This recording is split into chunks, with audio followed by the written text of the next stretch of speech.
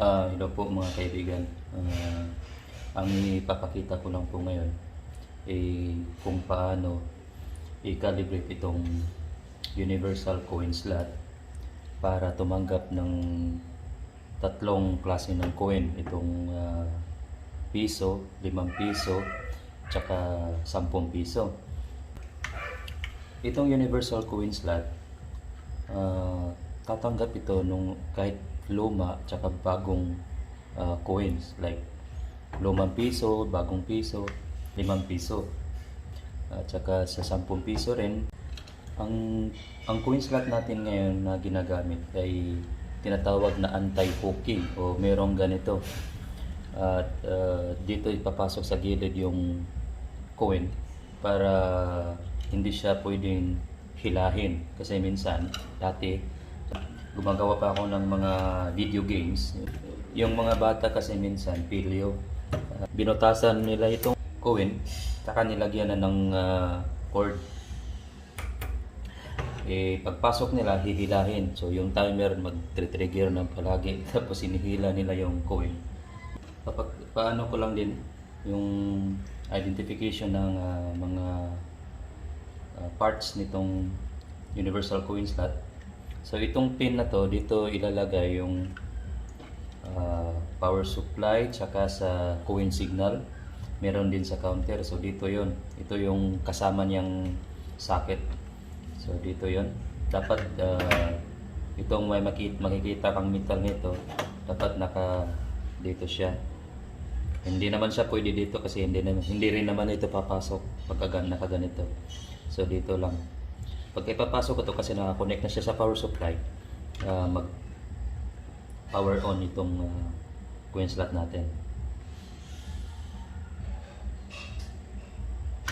Yan.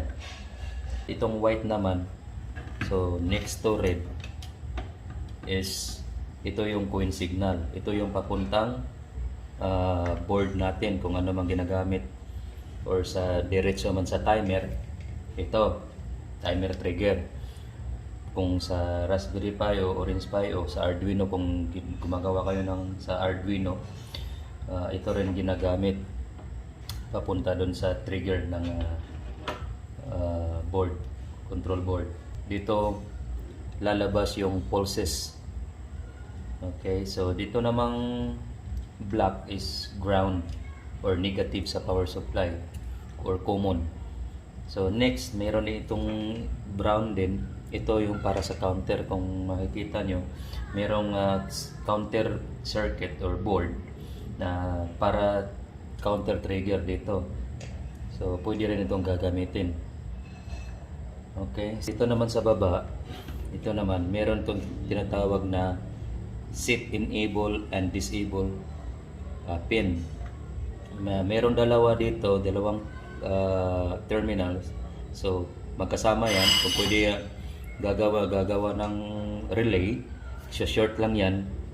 So magdi-disable yung coin slot natin. Hindi siya tatanggap ng kahit anong coin. Yun ang ginagamit din sa Wi-Fi window, na kapag hindi ka pa nag-press ng coin doon sa portal, hindi siya tatanggap ng coin. At ayun ay interlock para hindi makain yung coin mo. Ang purpose lang nito, hindi siya tatanggap ng coin kapag hindi pa ready yung system. Okay? Nilagyan ko na ng isang wire, kasi isang wire lang pwede gagamitin kung nakacommon yung negative niya sa power supply at saka dun sa control board. Pwede rin lagyan mo na ng relay, yung dalawang pin nito, dalawang wire na lagyan mo sa relay.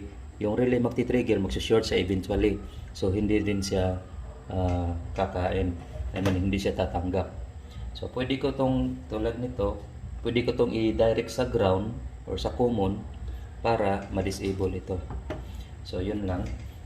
At meron ding mga buttons dito para sa configuration. So merong buttons dito, set button. Meron ding dalawang button dito para sa add and minus doon sa mga numberings na gusto nating ilagay. So mamaya ipapakita ko sa inyo kung paano ito i-calibrate. Madali lang. At meron ding mga dalawang switches dito, slider switch. Yung isa, ito, meron dito, kung makikita ninyo. Ito ay switch in O tsaka in C, meaning normally open, normally close. Ang purpose nito, sa pag-set ng initial signal dito sa coin signal natin. Kapag nilagay ko ito sa NC, meaning itong coin signal na to, meron siyang 5 volts o tinatawag na logic 1. So papakita ko lang kung paano. Yun, sabi ko nga kanina, naka-NC siya. Yan, nakita nyo, meron siyang 5 volts.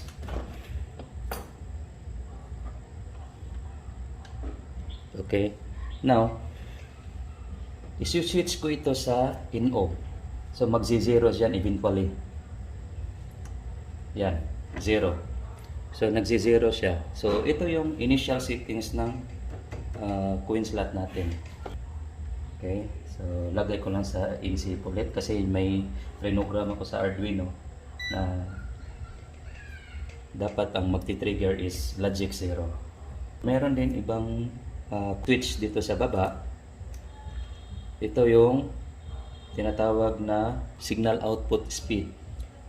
So meron siyang tatlong option, slow, medium at fast. Ito yan kung gaano ka bilis yung pulses natin. Pagkahulog natin ng coin, kung gaano siya kabilis magsisin ng signal.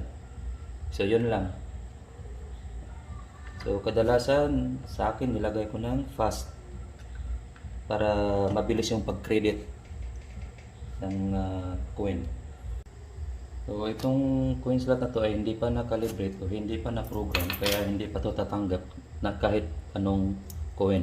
So subukan natin, piso, 5 piso, saka 10 piso, iluluwa lang niya dito, i-eject niya. Yun, hindi siya tatanggap kasi hindi pa siya na-calibrate. So kakalibrate na natin.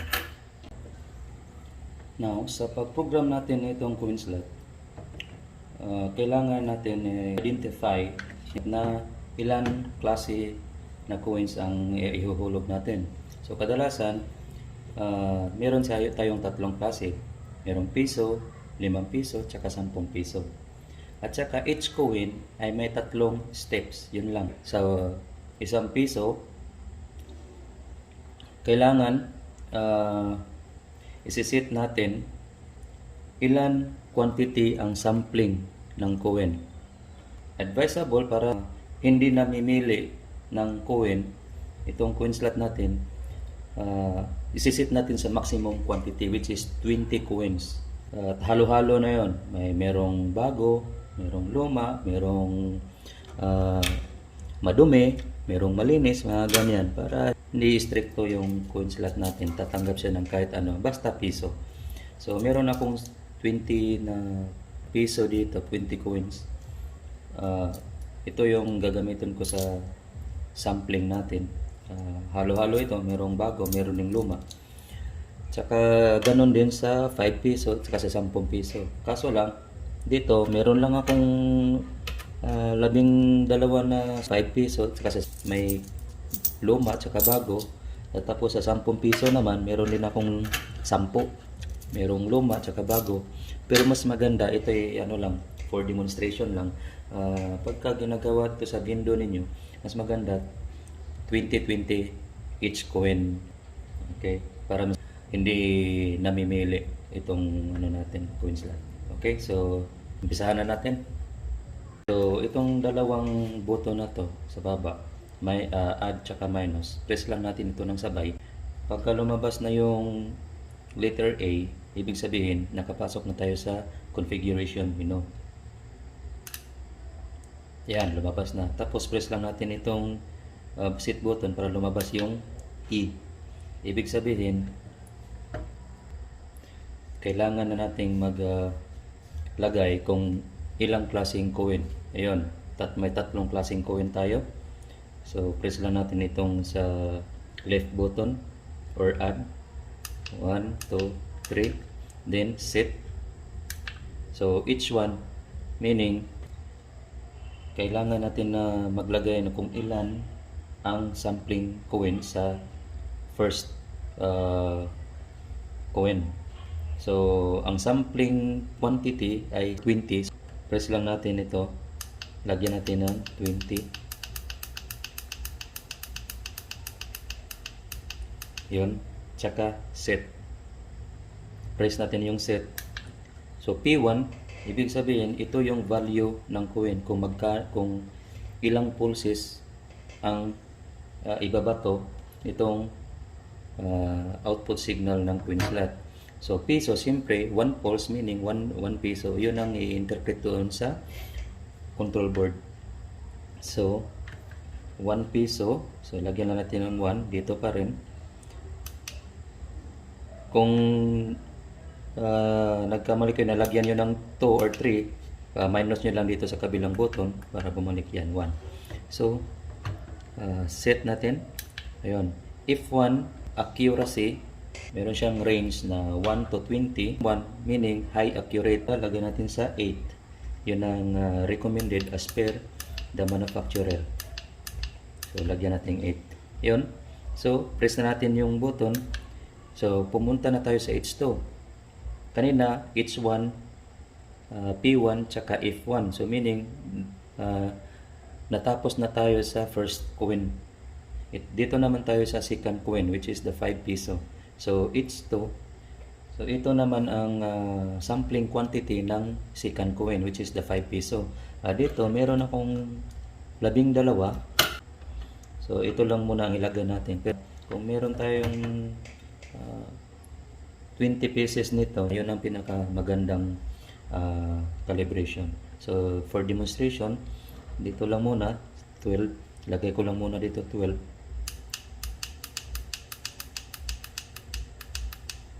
Ayun. So set natin sa button. Ayan. So ito, value ng coin, second coin is 5. Ayun. Set button. Ayun. If to, accuracy ng second coin, ganun pa rin, 8. Ayun.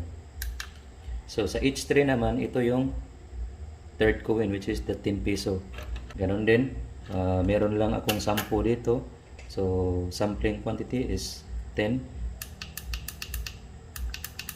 Pero yun nga, gawin yung 20 kung sa inyo para mas maganda yung calibration. 10. So set button. Value ng third coin is 10. Yan. So accuracy 8. Yan. So yan na. Yun na. So natapos na natin yung initial settings. Proceed na naman tayo sa actual calibration. So ang kailangan natin is press natin yung set button. Yun. So press it letter A, press it again to display A1. Yan. So pagka lumabas na yung A1, meaning kailangan na nating ihulog yung 20 pieces of 1 piso coin. Yan. 1, 2,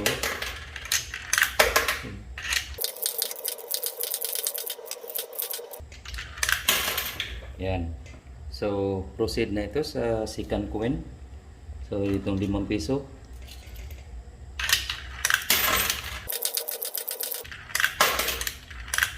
Yan. So A3 para sa third coin, 10 piso.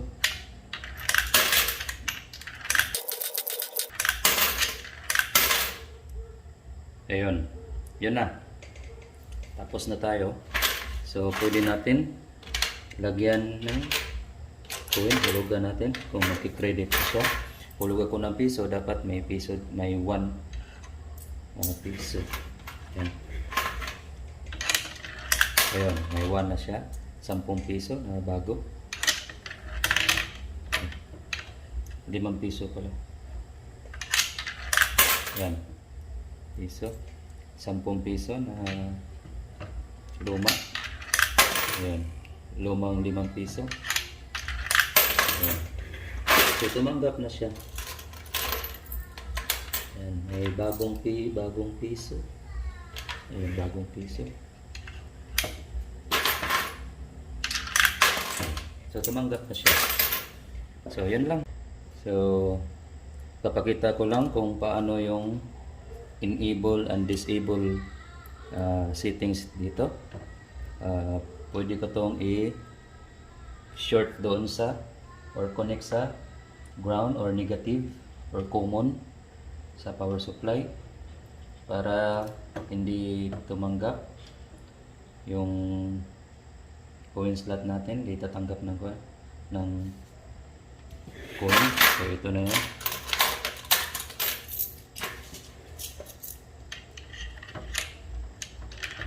Yan, oh. Ni-eject niya. Yan, eject lang siya.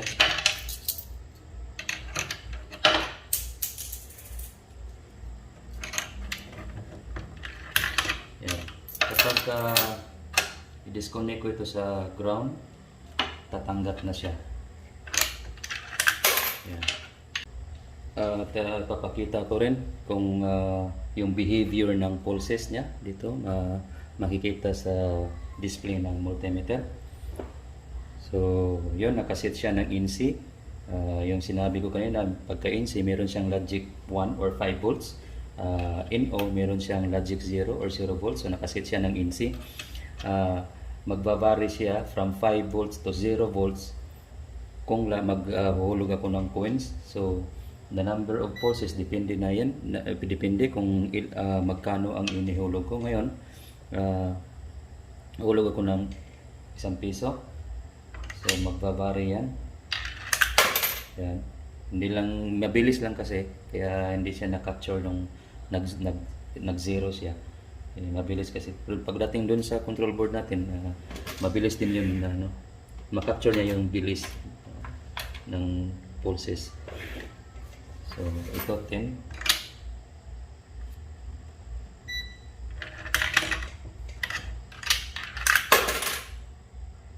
Yan. Matagal siya. Nagbabari yan siya. Yan.